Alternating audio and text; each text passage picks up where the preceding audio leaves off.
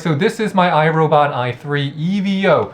How do I know it's an EVO? Because if you look at the app of the EVO, it says EVO right there, brand new EVO. And I'm like, oh wow, it's gonna come with that smart mapping, the same smart mapping that's gonna be on the i7 and the S9 that we've been waiting for on the i3. Remember, the current i3 is going to get the upgrade. So that current i3 is going to become the i3 EVO. And iRobot released their Genius 4.0 update, and that's a huge update. Huge update. It's going to give the J7. So the J7 is the obstacle detection with the front-facing camera that they released last year. That's going to be coming with things like better obstacle detection. And it comes with things like better overall performance, because the Genius 4.0 software is like kind of a more intuitive AI features for your J7.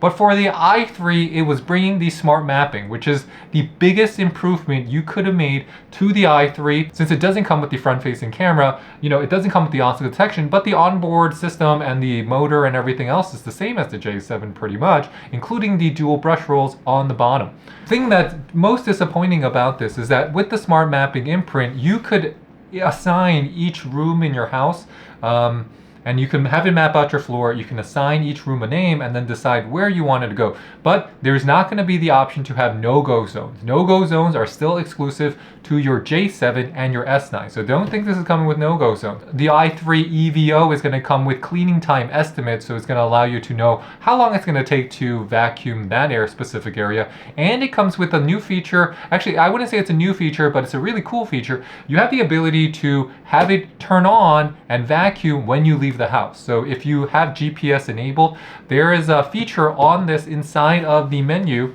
of your iRobot, and I'll show you what I mean here. So inside here, you can do something called every day when I leave home, it's gonna vacuum for you. So feature on, it's gonna automatically detect where you are according to your cell phone. And then if you're about, you could set the area. I set mine, let's say 1,000 feet. So if I'm 1,000 feet from my house, it's gonna automatically vacuum.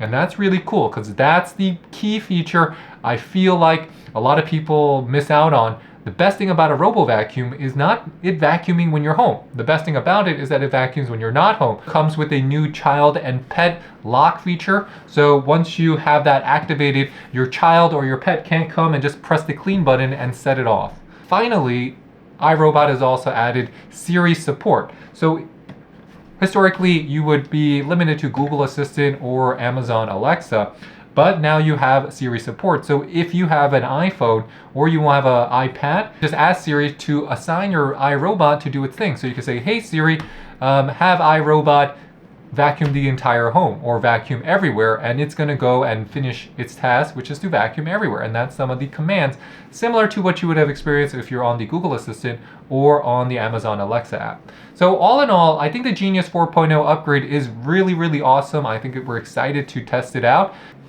So let me show you how easy it is to use. Just plug in your clean base, put your i3 on the base, and you're done. You just pair it. It takes about 5 minutes, and once you're done, it's going to say pair successfully. Remember, before Genius 4.0 upgrade, there was no mapping on the i3. With the i3 EVO, it cleans in systematic rows across the center of rooms and then around the edges. So it does a really good job, and make sure your charging station is a good location so it can easily find it. It's going to avoid and detect and redirect away from stairs and other obstacles. And I did not find a big difference between the overall performance of the i3 EVO and my J7 or my i7 in a pretty clean room. Now, if you have a lot of things on your floor, I think the J7 is going to be better at the obstacle detection, but I did not notice any difference even in overall time it took to vacuum a room. In the settings, you're going to have a ability to update your cleaning preferences, so you can have it for room size clean, daily clean, and extra clean, all on your cleaning passes. And you can have the full bin behavior, so you don't have to necessarily empty the bin every single time.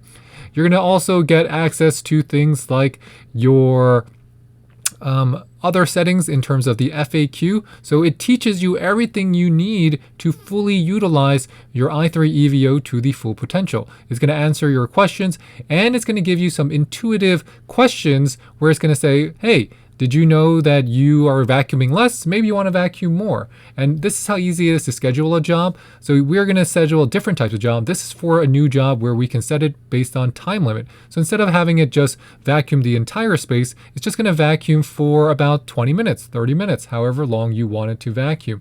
In conclusion, the i3 EVO is a very good RoboVacuum. I think it's a big improvement with the Genius 4.0 over the previous model, the i3, and it just works. But if you have a lot of pets, if you have a lot of cords, if you have a lot of obstacles, the J7 is going to be a better choice. If you have, a lot of carpet and high pill carpet at that, you might want to go with the S9, but the i3 is really a good value and a better value than it used to be.